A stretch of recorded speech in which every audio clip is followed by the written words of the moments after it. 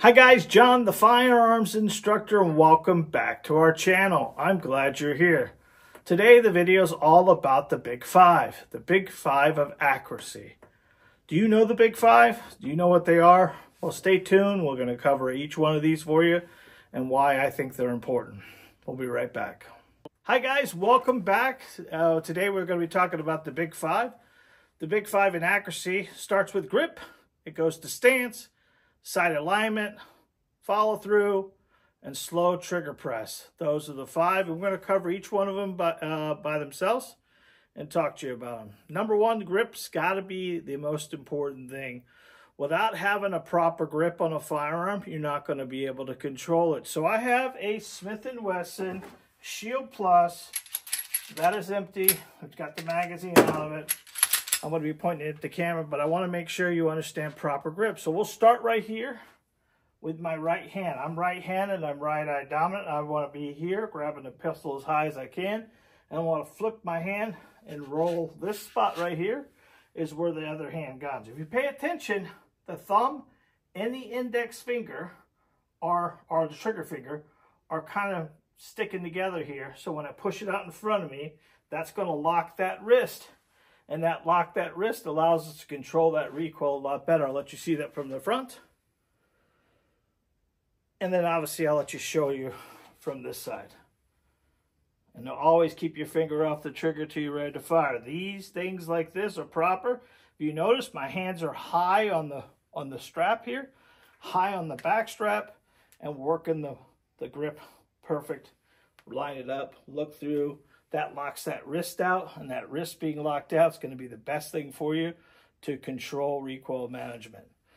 Number two is stance. We want to keep our feet shoulder width apart, bouncing on our knees just a little bit, and leaning forward. If we put our weight on our toes, we're definitely going to be able to control the weapon a lot better than if we're standing on our heels, or maybe having 1 foot back, 1 foot forward. We see a lot of people do that to maybe help with recoil management. But if you got your feet shoulder width apart and you're transitioning your weight to your toes, you're going to control all the recoil you need to in a very easy way. Now, sight alignment and sight picture are approximately the same, but the sight alignment is how we're going to level a pistol. I've told you many, many times, a level pistol shoots level. If you have your front post higher than your back post, you're always going to shoot high, and this is going to have you shoot low. If you think about it, sights level the pistol forward and backwards, and right and left. So having that sight alignment adjusted just perfect for where you impact is where the bullet's going to impact. And the best way to do that is with the 6 o'clock hold. There's a video up top here about 6 o'clock hold if you want to watch that. It kind of gives you that consistent point of aim that you want. The more consistent you are with pointing the weapon and impacting the target exactly where it is, makes you more accurate. A lot of people are guilty of this. It's called follow through. When you have the weapon out in front of you and you drop your head to see where the target impacts, you got to really follow through the target until the impact of the bullet. If you're aiming the weapon properly, you should not have to have any kind of crazy follow through. When you put the weapon out in front of you, you drop your arms to look to see where the target is hitting. That's called prairie dogging, and that's going to cause you a lot more inaccuracy than anything else, due to the fact that you're not keeping the weapon level through your shots. And it causes you to be behind the ball, basically. If I'm dropping my arms every time and bringing it back up and bringing it back up, I'm really resetting myself every time. And if I have to reset myself every time, the accuracy is going to weigh. And last but not least is trigger control. You guys, I've told you many times, the trigger is probably the most important thing beyond grip to become accurate with a pistol. I want you to physically think about never pulling a trigger, but always pressing the trigger.